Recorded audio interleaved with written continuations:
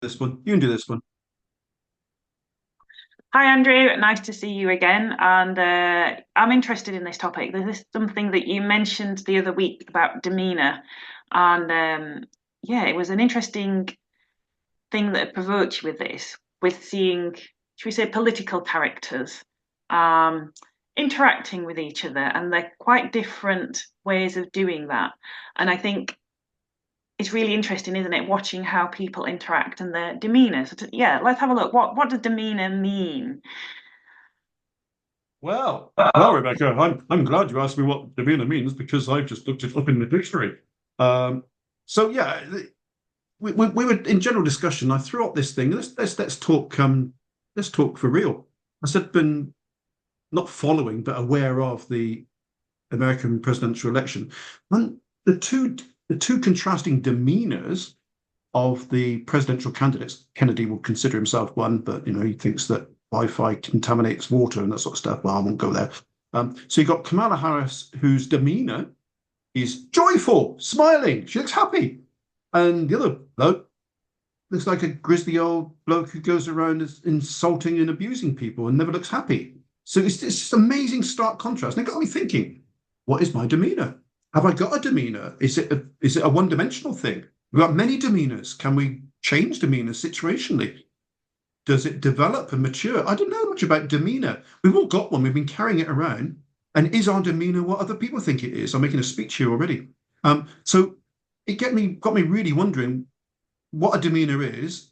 And I understood how important it is because if you project a certain demeanor, people respond well to it. And if you project a different demeanor, whatever it means, and I've got it here, then people think, oh, I don't like him. And it really says, I don't like his demeanor. What do you think? Yeah, it's an interesting one, isn't it? And does it link to character, demeanor as well? Yeah. Is it separate?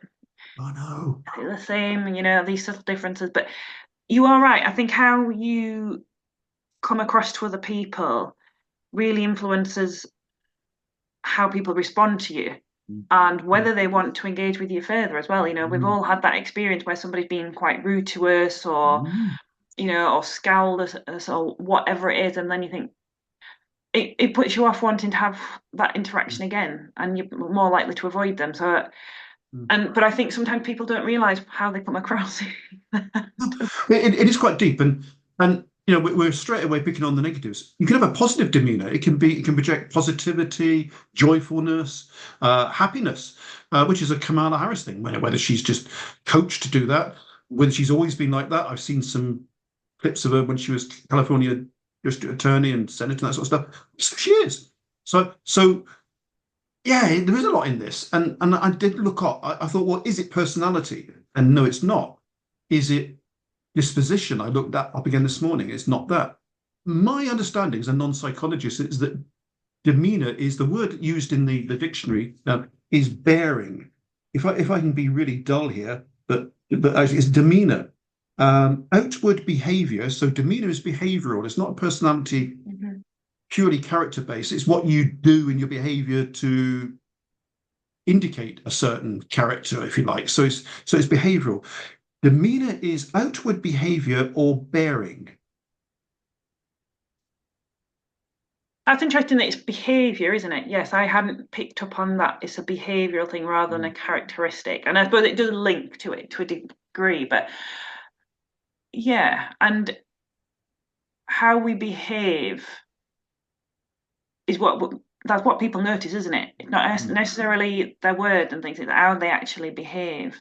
So yeah, that's quite interesting. Because personality is about, you mentioned character qualities, ultimately use it's about chromosomes, I suppose, correctly. No, I am talking about things I don't understand, which is my constant position, but particularly anything scientific, I'm way out of my depth. So personality, disposition, those are a bit more conceptual. They aren't necessarily behavioral. They drive behavior, but in themselves, Mm. they're not behavioral. Demeanor is behavioral. Demeanor is all about what people see, as you say, which might also be not what we think they see or should be seeing. I imagine if you challenged Trump and said, your demeanor is a grumpy old man, he says, oh no, uh, he probably sees himself totally differently. And this isn't purely a Donald Trump thing. I wonder if we're all, to some degree, inconsistent in what is the word? What's the word that says not? Yeah, that other word that I can't think of. My demeanor's getting more and more like an old person. Um, so incongruent. That's the word I'm looking for. So when you stop thinking about something, it appears, doesn't it? Good old brains doing things you don't know about. So anyway, where am I getting to this? So maybe our own perception is incongruent with other people's perception of ourselves. There's quite a bit in this. I think that's very true. I think it's true for a lot of people. I think they probably feel that they come across in one way. So maybe a leader feels that they need to assert their authority, so they'll behave in a particular way, where actually on a one-to-one basis they're probably quite reasonable, or see themselves as being very approachable and friendly, but they come across in a different way. And it makes me think of teachers. When you get the cover teachers who come in and they have to put a quite a stern demeanour on and have to assert their authority that they're in charge of the classroom. Sometimes we do have to assert a particular demeanour under different situations. So I can see how we may want to change it depending on the context. All right. Range of demeanors. I mean, at one extreme, I suppose you could say, I have one demeanor, it's who I am, it's how I always am. I don't think that's necessarily that pure, if you like. I think it is possible to fine tune or maybe to choose a demeanor, but within a range. I don't think we can anymore choose to be a certain demeanor or to adopt a certain demeanor than I could actually swim to America out that way. So there are limitations to our demeanor, but probably we're saying there's some flexibility and range. Do we do that consciously? Do we do it more intuitively? I don't know. I mean, I've never thought about these things. Yeah, I think that's a good point. I think it's probably a range. So we can be flexible, but it would feel uncomfortable and very much out of character if we tried to display a particular demeanor that's not us. Yeah, I would find that very difficult to come across as, in one particular way when that's not really me. So I think there has to be some congruence there. And this is what people pick up on though, isn't it? I think actually if they feel that somebody's not being truly who they are, Authentic. there's certain things that you pick up on that, and that then affects trust. So if I think that somebody's behaving in a particular way that's not in alignment with what they're saying, then we pick up on those subtle clues, and perhaps we're not as trusting. So it is important how we come across. I use the word authenticity a lot these days, particularly in writing. And if you're not authentic, if you're not portraying who you've been in the past, I mean, if we wake up one morning and says, "Hey, I need to change my demeanor. I need to be buoyant and bubbly and positive, and I've been too grumpy and downcast." People say, "Where the hell has this come from?" So you can't make a 360 degree, whatever degree turn. To be, you said plausible, I would use the word authentic, whatever the word is that says this isn't really who you are. Yeah, but I think we'd find that very difficult to try and keep up as well. If we were being inauthentic and not really ourselves, it's going to slip at some point. And I can understand that we may want to change that. So we may we may want to make a conscious decision. I want to stop being grumpy or coming across in a particular way. So we can make a conscious decision to do that, but it is harder to do that unless we're making other changes as well. I don't think we can just change that. I think there needs to be a lot deeper work if we wanted to change that side of it, because I think there's a few things that link together there. We're talking the workplace. I suppose what this makes me think is that if you're changing a job, if you're physically changing your location, you can reinvent yourself. You can say, right, here is an opportunity to have, maybe don't use these words, this demeanor. In this situation, I've learned that it's really helpful to behave like this. And again, we're talking behaviors here. Demeanor is behavioral. And although it's character driven, disposition driven, personality driven, experience driven, it's about the behaviors we display, which cause people to feel we're a certain type of person and probably contrast it with others. Yeah, yeah, it's the type of person thing, isn't it? That certain behaviours make us feel like a person is are they a caring type of person? Are they, a very strict type of person? So our behaviours will sort of make people think one way or another, won't they, around the type of person we are. Mm.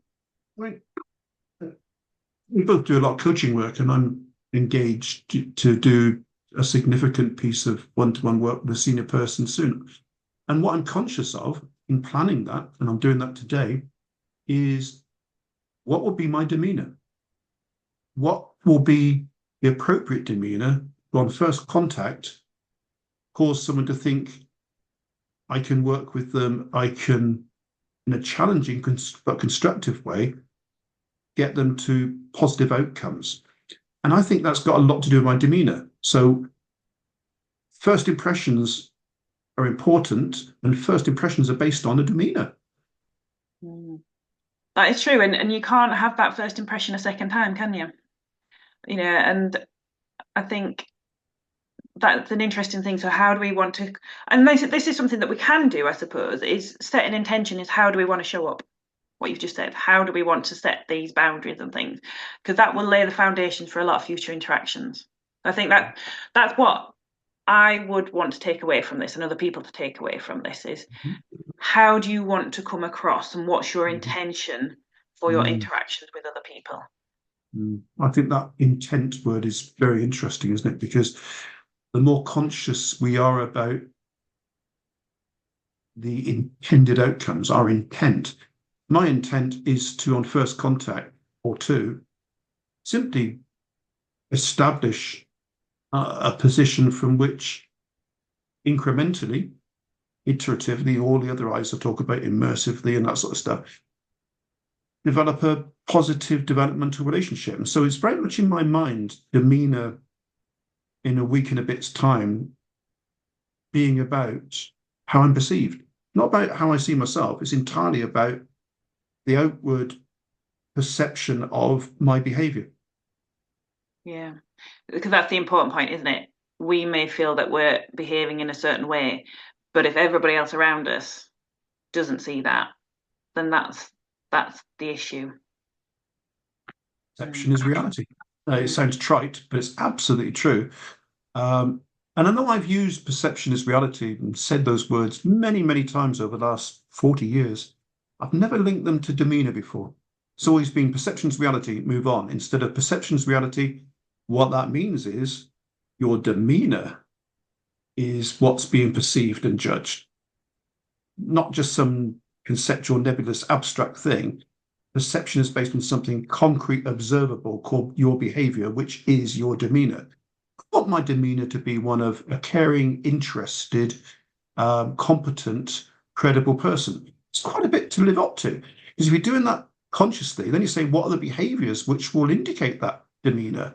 It's going to be about listening intently, showing interest, asking questions, withholding, let me tell you about myself stuff, and all those things, which we do intuitively, but I think we can, if not invent a demeanor, we can enhance a demeanor that is natural. Yeah, and I think what you've just said there about how what thing do I need to put in place to display that type of demeanor? It's important as well, isn't it? If I want to come across as caring, what behaviors and actions do I need to put in place to make sure that I come across as caring? It's not just saying, well, I'm a caring person. That's not going to have it. Food Yeah, for it's tricky because, as you say, when I come away from those first one or two meetings, I will be saying to myself, particularly after this conversation, did my demeanor work like I wanted it to? How did I come over? And if you ask someone, how did I come over? They can be polite and say, oh, you seem a very competent, nice sort of person. But they might be thinking something different because they don't really know you yet. So we're not the best judge of our own demeanors, and we don't always get the feedback which might indicate it isn't all we think it is. no. I'm not sure what it's got us, but I think it's helped me a bit. I'm definitely thinking about the demeanor, which is going to be down to posture and body language too, and all that interested stuff. And it's not just the observable things, isn't just what you say, is it? It's also about other behavioral stuff, like what you see. Yeah, and we do a lot of this unconsciously. We will pick up on little cues that we're not even aware of, but make us feel in a certain way. You know, that it'll give us we'll either feel like we're enjoying that person's company, or there'll be something that feels like, oh, hang on a minute, I'm not sure about this. But we'll only reflect on that later.